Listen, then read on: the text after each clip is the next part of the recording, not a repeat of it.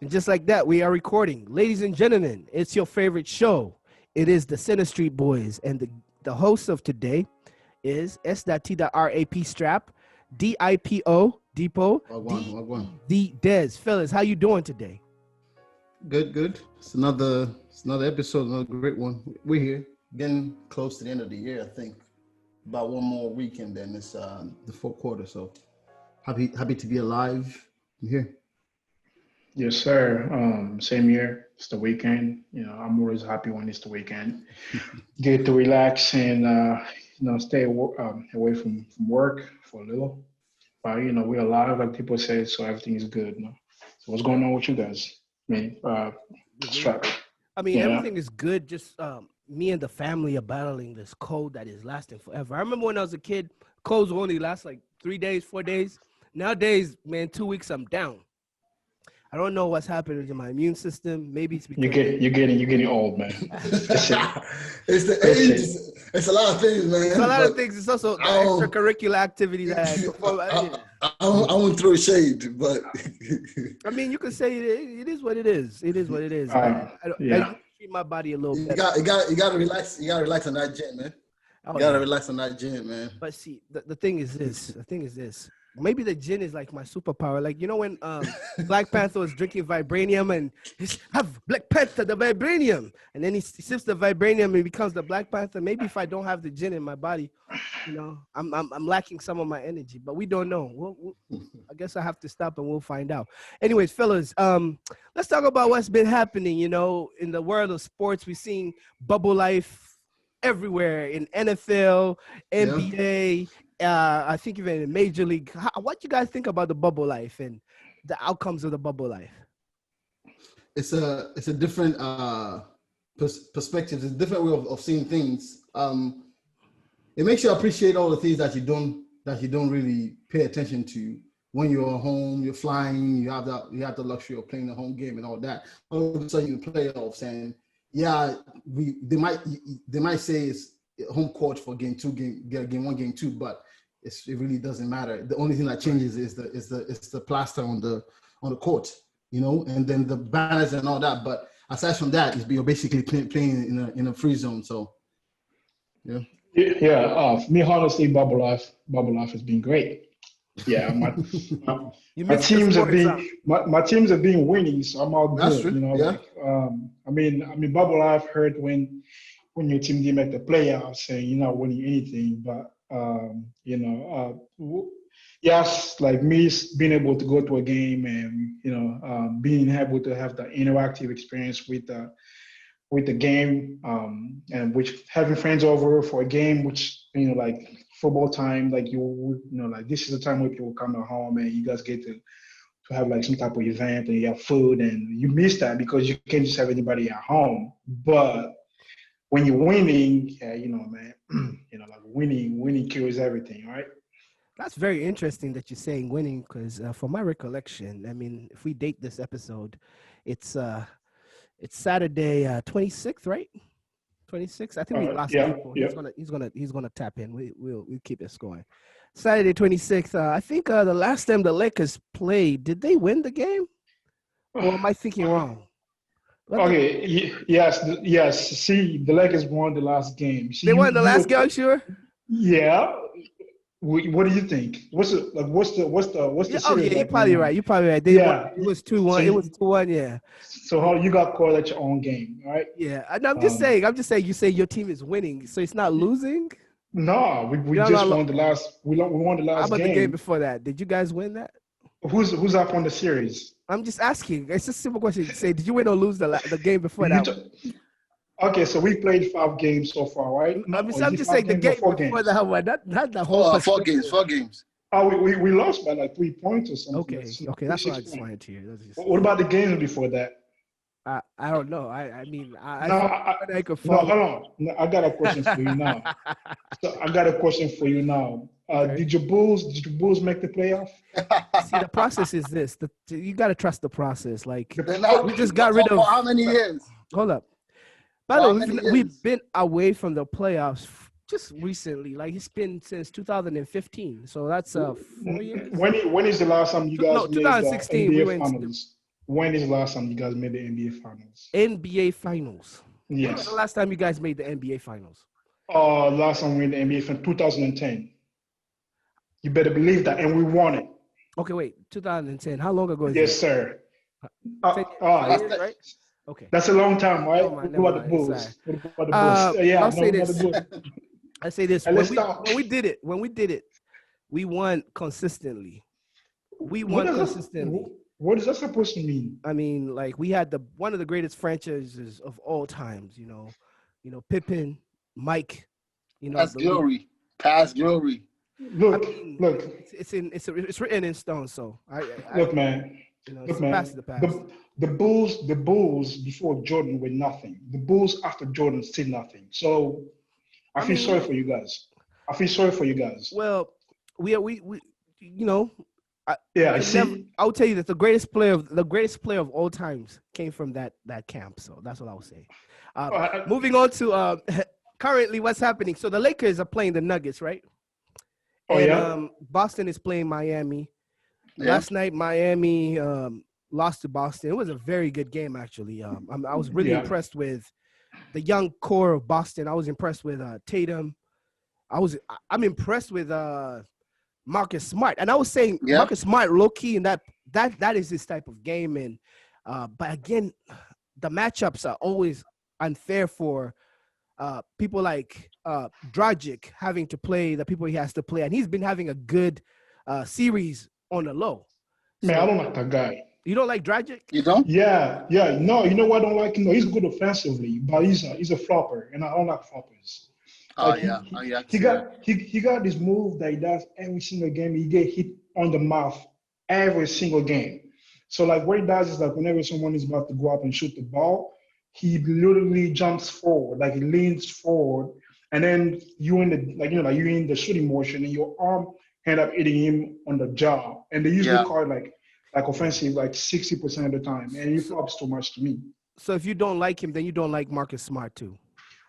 Marcus, that's a part of Marcus Smart game I don't like, but he's a hustler. But I mean, but yeah, that's the difference. So you can't say Marcus Smart doesn't hustle, regardless of him. I do know Smart does try to get charges, but he still plays hard defense regardless. So I mean, it's part of the game. Like I do like Dragic's offensive skills. The guy is good offensively. And how old is he? Like 33, maybe? Something he's been in the league for a long time. He's been in the league. Yeah. So to see him like raise his game like this in the playoffs, it's amazing to see. You know, it's great. I just don't like floppers. That's why, like that part of his game, I don't like it. Same with Marcus Smart. Yeah. But you know, like Boston has a very good core. I think in my mind, Boston plays the best team ball I've ever seen in a while. We take away the Popovich's Spurs teams, take away Pistons that beat the Lakers. Just team ball but again, why they're better than, to me, and people are going to hate me for this take, why they're better than the Pistons that beat the Lakers is they have superstars. The Pistons didn't have a superstar. They had chances. Who's the superstar in the Tatum? Tatum is a man. Nah, not yet. he's a superstar. He's a rising star. No, he's a rising star. He's a superstar. Rising star. No, but not yet. A superstar, you have to do it. You have to do it for a few more years consistently. To me, he's knocking on that door. He's definitely agree. Legit. And then Jaylen Brown, I think he's that guy. But there's that. It's a 1-2 punch. Would you say Kemba is a superstar? I mean, he used to be. I mean, he looked like one in Charlotte. Dragic is giving him that business. Yeah, I mean, but size though. Size plays in. You know, offensively, they'll go for stiff attack, but they will struggle defensively at times. So I thought they're good at defense. I think Boston is really good at defense. No, Kemba is a good guy. So he's unlike Kyrie. Kemba came in and bought into the system. Like he's willing to take the back seat and not really have to get the ball all the time. Like unlike Kyrie wanted to be the man. Like he made it clear when he left Cleveland he wanted to be the man. You know what I mean? So like Kemba could definitely give you like 30 points a game, but are they going to win like that? That's the question. Right. So are you someone who just bought into the system? Yeah. For me, I think the glue to it is Marcus Smart, because that guy, has been shooting too. He's The hard and starting to soft. shoot. He's starting to shoot, and he is the guy. He's the engine. Moving on to Miami, man, what do you guys think about that squad? Like the guys coming off the bench hot, the Duncan Robinsons and Hero, Tyler Hero. The thing is just like Boston. Yeah. Heat has its own system, and it works for them. Not just from the coaching staff. Like people always downplay the fact that Udonis Haslem is still in the league. You know, some people don't have to play to help you set your team. You know, to a specific level. I feel like that's what works for the Heat. And then they have guys who bought in, and fortunately for them, they got a superstar. I mean, sometimes people say he's not really a superstar, but they got someone, Jimmy, who's a grinder, and it works well for them. And then you surround him with a bunch of shooters and an athletic power forward, and then you know they're out here banging. So yeah, what'd you say? Yeah. You say Des? Yeah, no, those guys, man, they're gonna be a problem regardless. Yeah. So I think okay, Boston plays well. Good. If they win the next, amazing if they win the next game, it's gonna be anybody's series. But if Miami goes to the finals, where they play the Lakers and the Nuggets, they're gonna be a problem because those guys can knock down shots. Yeah. And they don't let them they don't give him a wide open shot because they're gonna knock him down. Like say my team, the Lakers, man, like we hustlers, we play good D, we got bigs, but then our role players don't always knock down shots. We got Kyle Kuzma, we get a wide open shot, and he's gonna miss it. And he goes from being Kyle Kuzma to Carl Kuzma. Like Charles Barkley has been calling him Carl Kuzma. But if the Lakers can knock down the shots, man, we're unstoppable. Yeah, I think that's a good outlook of if the potential real final. If whoever comes out of the East, which I think is going to be Miami, I don't know. We'll see. Miami versus, and by the way, Dipo he's a Celtic, so I kind of was poking on him right now. I think it's Miami, but he said we'll see. All right, but if Boston or Miami make it to the final, both of those have matchup nightmares for the Lakers because the Lakers are very top heavy. They're a very big team. People look at the Lakers. The Lakers is a huge team. Yeah. They don't have so many little guys. So no. Give them credit. We do. We can play both ways. Yeah, the last series against Houston, Rockets. But it was not little. It was not little. Yeah. If you could still have Anthony Davis and LeBron in the team and because Anthony Davis can guard small guards, man. Like that's because Caldwell Pope is a legit 6'6" guy, right? Yeah, we're big, but we also can play small ball. Or Pope 6'6", legit 6'6", 6'6", 6'5". He's not a little guy. He's a big dude. They don't have any 6'1". They have no little guys. Rondo. Maybe Rondo. But but like the Lakers is so top heavy. I feel like in a quick game, and I thought if the Rockets would beat them, Rockets are gonna change the NBA by being the first team to show you how to win playing little ball, right? Really little ball, where the center is really 6'6". They use Covington, I think, as the center. But like looking at the Lakers and looking how big they are and how mobile, which people don't even see, they're big, but they're quick bigs. Look at Dwight Howard, how he moves up and down the court. You look at JaVale McGee moves up and down the court quick. You look at you look at the brow. Anthony Davis moves up and down the court quick. LeBron up and down the court quick. Kyle Kuzma up and down the court quick. These guys are big. Yeah. Why do you think? Why do you think Jokic lost all that weight? He knew what he was going to have to face at some point. So. But see, they're using. I think the Nuggets are using too much of that 1-2 punch. I do believe in Michael Porter Jr. Yeah, I do believe in his talent, but when you have to defend LeBron James and then you have to be on offense, it takes a lot out of you. So it's his first year. So. That too. Yeah. I think one of the biggest things that we see after taking over all these 4 teams, and the reason why, as a Celtics fan, looking at the guys we face is of all those teams. The team that uses the bench the deepest is the Heat. Mm-hmm. Not only do they use the bench the deepest, all their role players always come up. Mm-hmm.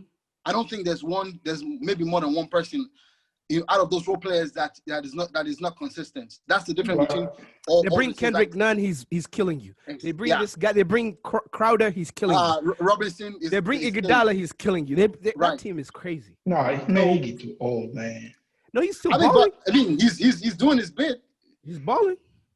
I mean, regardless of how little it is, I mean, it's still. What do you guys think?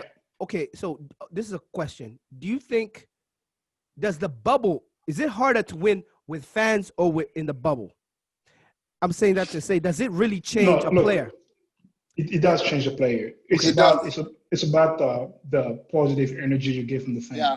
So think about you guys are down like 10 points and you knock down like a couple of big shots and you hear the noise. Just think about the energy you get from the crowds. That definitely changes the momentum in the game. Like not only for the home team, but even the visiting team, because you got people in your ear all the time. And like Superstar says, they can block out the noise. But at the end of the day, man, it's not as easy, especially in basketball, where like the fans are like right near the court. Right. You know what I mean? You know how they've been saying, like when you go to a Superdome for like New Orleans, the Saint, it's so hard to play in the stadium because of the noise, man. You can barely hear each other and people are just on you. So yeah, it does change a lot. Yeah, I feel like it's a duality of both. I would say people the players in the NBA don't have to go through the headaches of traveling, and they have proper recovery. They don't have to, because traveling does weigh on you. Like for me, traveling, I get tired after jumping on a plane. Now you got to play the next day because you're traveling home and away type of thing. It does get to a point that that it becomes monotonous and it's wear and tear to your body if you're traveling like that.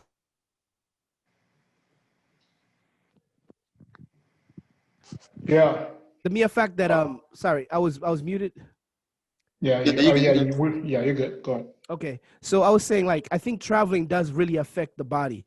I feel like the mere fact that you can move from this point, let's say moving from Denver to LA for games does weigh on your body and how you recover and how you go to practice, how you sleep, all those things. Because I think sports is always it's a routine or regimen. And I think if you're in one place, you have a better routine than being a traveling act. Yeah. What do you think about that? I think that helps them being in a bubble. Yeah, I think for the star ones, the ones that have always been zoned in, even though they might miss their family, but the go-getters do appreciate not having to move so much through games. But on the flip side, for the single guys or the guys who are still in the streets, it's not very favorable to them, as you can see. For guys, getting, what's the guy from Houston who got did he get suspended or he got kicked out of the bubble because he was trying to get something to his room? You talking about House? Yeah, House. That dynamic. So here, I'm gonna bring kind of like piggybacking on that a little bit, like trying to see from a different perspective, because we're seeing it right now from like a fan's perspective, right? But from a player's perspective, is the bubble good for them?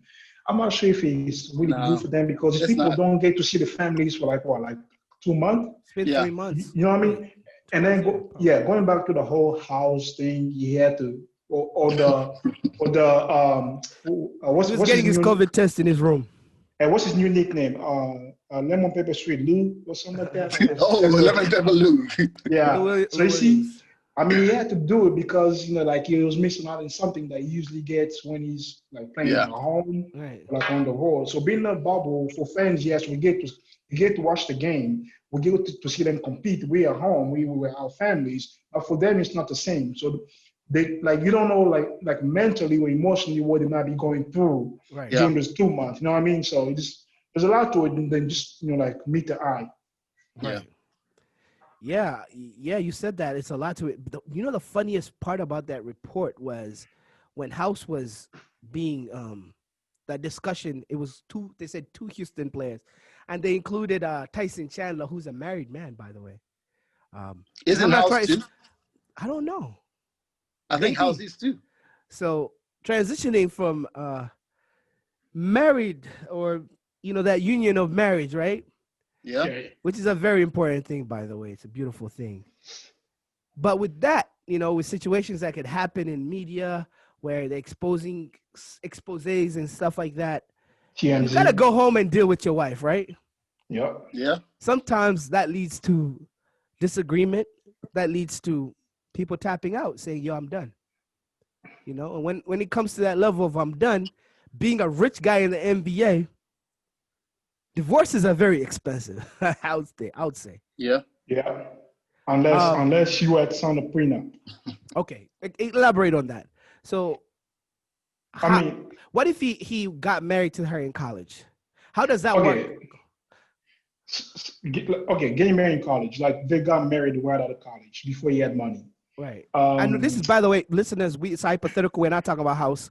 We don't know their situation. So yeah, right. We're just using a situation. It's just hypothetical. So I think prenups are agreement, right? The agreement, and it's like a document. It's a document between you and your spouse or your future spouse, and you can get lawyers involved to say, hey, like this is how we're going to manage our assets, and like whatever we're going to make while we're married or before we got married.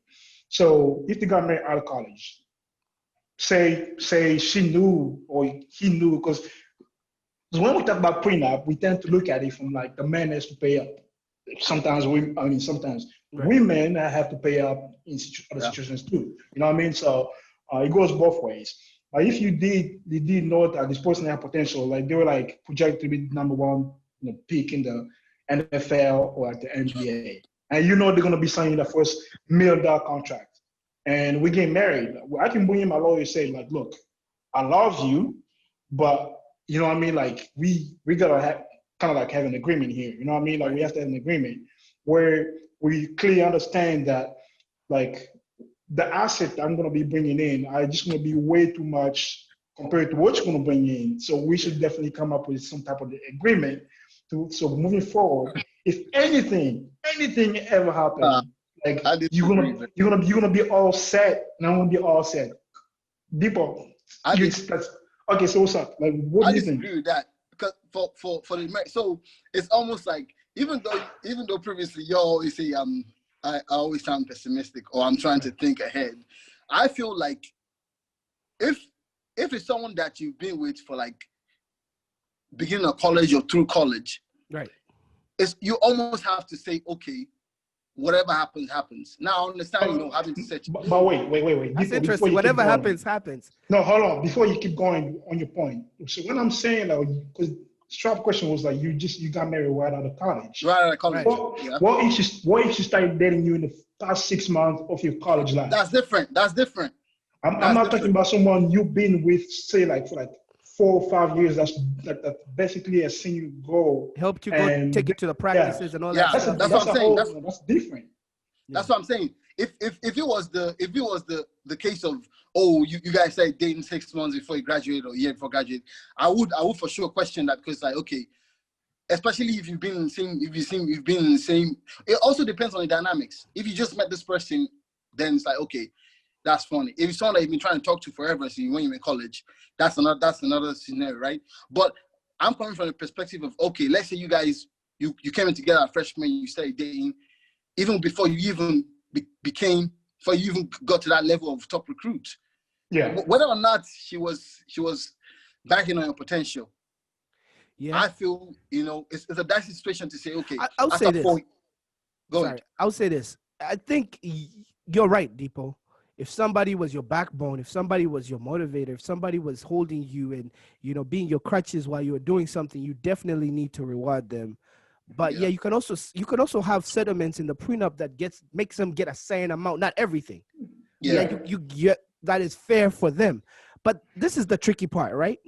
And we're going to talk about the rich people, and then we'll talk about the everyday person, right? Mm-hmm. Rich people, athletes, people of a certain tax bracket, right? Especially athletes, they're projected to be pros when they're like 6 years old. Sometimes. True. They're being recruited. They're being coded by coaches, coming to their homes, buying them stuff, talking to their mom. All this, there's miscellaneous, like all these weird activities of giving them money. It's been happening since they were kids. So if a girl, and let's not underestimate the intelligence of some women who can see the bag of the future.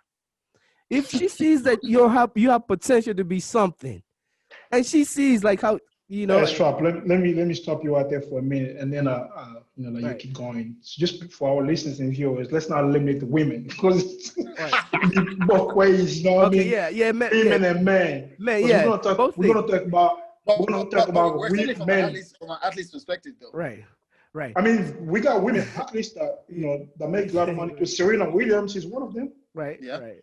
Yep. But so if you see that, if that person is seeing that potential, it's like, oh, all that person needs is a few rides to the gym, or needs a few back rubs, or needs this. Cool.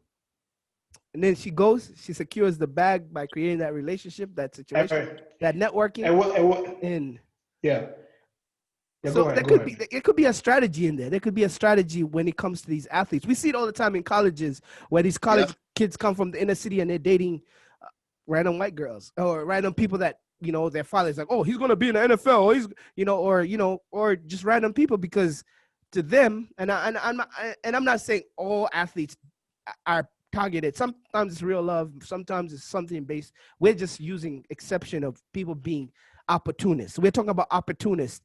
And the reason we're using this as a way of opportunity is sometimes there's a desensitization when it comes to marriage and the union of man and woman, or man and whatever it is. Both any union of two people coming together is like kind of like a business deal. Sometimes when and it kind of like it gives a bad taste to people that are single, especially people that are single that are going to be something or are going to be successful. So here's my take on that. I think you made a point. You made a good point.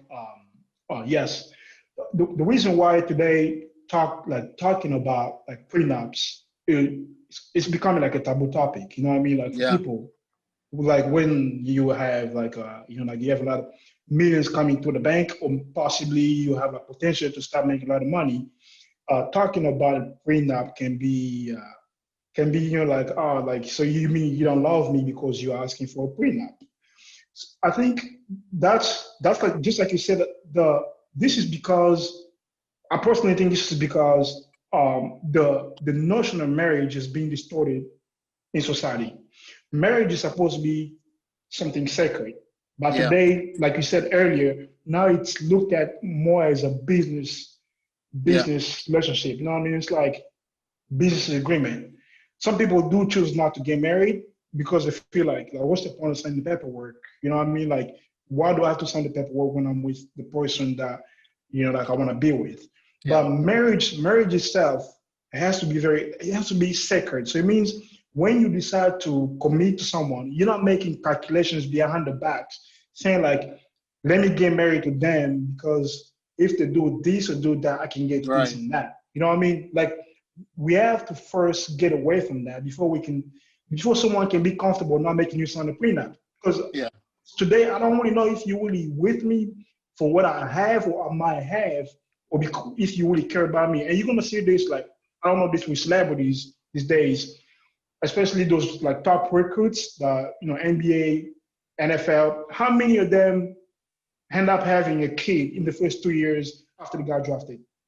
And you wonder why. Sometimes even before they got married. And having the babies is the same as, it's like insurance, right? It's insurance just like the same as getting married, because when you get married, you are guaranteed to get something out of the relationship. Same when you have babies. Right. So I think we have to first, define why do people want to get prenups, or why should they get prenups? Is it because of marriage? I think everything goes down to marriage to me, at least. Yeah. I think it's really just having safety. Low key though, I feel like it's a lot easier for female athletes or ladies who are in that position of wealth or power to sign prenups, because unfortunately it's just the dynamics of things.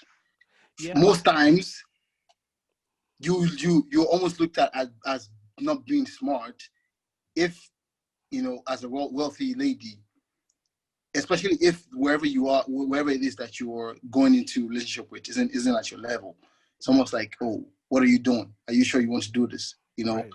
I think it's a lot easier for them to, they're pressured faster, which I would say is positive pressure to say you better sign a prenup because you're not sure. Unfortunately for us guys, like, you're not sure if this guy is loyal or blah blah blah. But on the flip side, when it becomes a man thing, it's more of, oh, why are you trying to say that that you don't love this babe, or you don't think she's going to be there for you. So, you know. So, you know, something interesting that this guy, Shannon Sharp from the show Undisputed with Skip Bayless. So I was listening to, I think this was the podcast, All the Smoke, with Matt Barnes and, oh boy, I forgot his Steven name. Jackson. Yes, there you go. They asked him, why haven't you gotten married yet? And this is what he told them. He's like, it's not like I don't want to get married. I've been wanting to get married, but the thing is that I'm looking for a partner. I'm not looking to be a sponsor. You know what I mean? Yeah. It seems like these days a lot of people get in relationship because I don't want to sponsor, you know, like you're supposed to be taking care of me. Like some ladies and some men, I think like if I get in a relationship with someone who's making more than me, they will take care of me. But Shannon said, when I say I'm looking for a partner, I'm not saying like we should bring into the table the same amount of money or like we should have the same income. You can be a partner and support me in different ways, emotionally, but you should be involved, not there to only go buy me my birthday present with my credit card, but go get me that shirt with the money that you're making. You know what I mean? Absolutely. So it should be a partnership, not like a sponsorship. Yeah, I mean, that's well said. I mean, and I think I watched that episode. It was a while back. A lot of, even taking away from Shannon Sharp, a lot of people are afraid of the union of marriage because of the outcome. And when I say outcome, meaning when we see some of some of the people that we look up to, that is, the people that portray the happiest of relationships, everything coming down to downfall. And we see that and it's bad that we have this thing of where we want to celebrate people and especially celebrities, right? And want to like look at them as our idols and how to live life. And then look at things like Dr. Dre and his wife, and how much she's she's wanting to have her spousal support from that situation. Was it like $1 million a month or something like that? I think it was something of that. $2 million. Crazy. Yeah. It was $2 million. And she said she was going to spend $50,000 on emails. You know, I think our laundry cost was like some ridiculous, but she's also buying clothes, but she's also doing laundry. And I'm like, you know, like you get to a point where, you know, you start to see why people are single, because it's easier to have a partnership where, okay, and I'm coming from the school of thought where if you separate, live with what you came with. Leave with what you came with, or leave with what you brought into, but don't take. Well, if you want to, just don't. I mean, but unfortunately, we live in a world of double standards. First of all, let me bring this point. Double standard meaning that yes, men have their double standards where they have life easier than women. Let's say equal pay, all that stuff. But when it comes to the legal system, and if you involve kids into that recipe, it makes everything a little complicated. So the double standard is this. I know for a fact there's a man out there, and I'll say his name, that is paying for their house, paying for the mortgage of the house, where the ex-wife is living with her new boyfriend. And that's Matt Barnes. And that was Derek Fisher. And that's I remember that. I remember that. To beat him up. Yeah. That low-key hurts me that you still have to pay for those things because she has your kids. But again, that's how it is. That's how, I don't know. What you guys think about that? Like the double standard and how the legal system is favorable on the other side than this other side. So let's go, Dipo. You guys mostly said it all. That's one of the reasons why, unfortunately for us, we live in a world where love is not really considered when you decide to really get into marriage. It's like, okay, I know you say you love each other, but bruv or lady, use your brain. You know, try to make sure that you are secure in the long run because you never know what's going to happen. Unfortunately, these days, till death do us part, it ends at the wedding ceremony. After that night, that stuff goes out the window. So it's really difficult. I think it's really difficult in that situation. I personally, I'm of the opinion that you build together. If you decide to split with what you came with, right? Or what you built on together. What you came with. Absolutely. Here's a question for you, Dipo. Here's a question for you. So So yeah, you got out of college. You get out of college and you don't have much. You Yeah. go into, and this time I'm going to turn it around. It's not going to be a man. It's going to be a woman, Right. a lady, athlete, musician, artist, Yeah. CEO. She get a good opportunity. She's making way more money. She's bringing in like 150K a year compared to the man who was bringing in like 40, 45. Yeah. Right? Sure. You guys are building your life together, right? And after 5, 10 years, she's brought to the table like, I don't know, 2 millions, 2 promotions and all this, and you Yeah. only brought in like $100 some thousand dollars, $200 some thousand dollars, right? Yeah. So now you want to split up.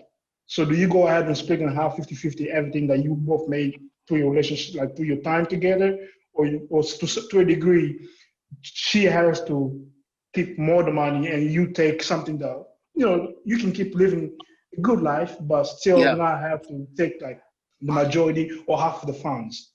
What do you think? If I was in that, if so, let me put myself in that situation. If I was in that situation, my pride won't let me want to grab what I didn't work for. Yeah.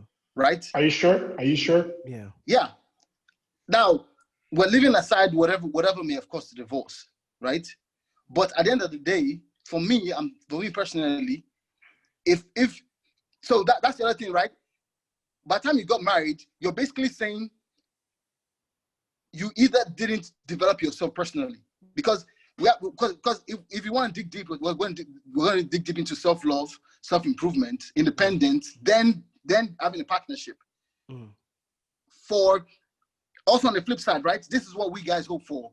Whether or not you're making the same amount of money, is that your prayer for your lady is that she should be independent, and be self-sufficient. Then the merger puts us at a higher level. Right. Now, if as a guy you're not making enough money, the question is, what was the dynamics before that for the split? Absolutely. Was she demeaning you? Was she tarnishing your ego? Was she disrespecting you because she was making more than you? But we're not going to go deep into that. But I personally, from a pride perspective, if I know that I'm pushing myself to be better, to be honest, yeah, aside from the house, that may hurt you. But if you didn't, that, to be honest, that probably the only thing that hurt you. But as regards to splitting things evenly, to be honest, at that point, you just got to, from an ego perspective, from a pride perspective, I'm just living with what I came in with. But I agree with Dipo on that, because if she's clearly making 150 and you're bringing in like 40,000 a year, absolutely, you gotta bow down, take your L. Right. If it's a divorce, take your L and leave with what you came with, or leave with what you solely brought into. Because I strongly believe it takes a different type of person to want something that they didn't work for. Yeah. And I'm not using that against people that do that, especially women that have children. But you're a man. You're not even, the primary nurturer of the child sometimes. Right. Man, look, man, you guys need to like stop with that cute stuff you're talking about. Like, why are you being cute right now? But no, seriously. No. Listen, okay, listen. My pride and my ego wouldn't let me fall in that situation. Sorry, I would say this. No, so that's.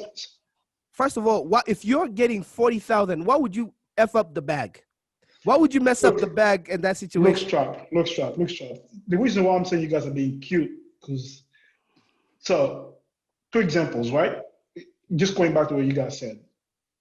So was Mary J's husband wrong to ask for money during the divorce to maintain his lifestyle, quote unquote? Question, yes or no? Was he wrong? Because he did ask, like, situation based. He was her manager. He used to manage her. So I don't know. I mean, it's a yes or no question right now. Like, was he wrong to do that? I don't know. I would say on the side of no, but because I don't know the information, but I know he managed her. He used to manage her and run her business on the back end. So on the flip side, going to Dr. Dre's wife, is she wrong to ask what she's asking for right now? That's too much. That's too much. Yeah, that's too much. But she deserves something.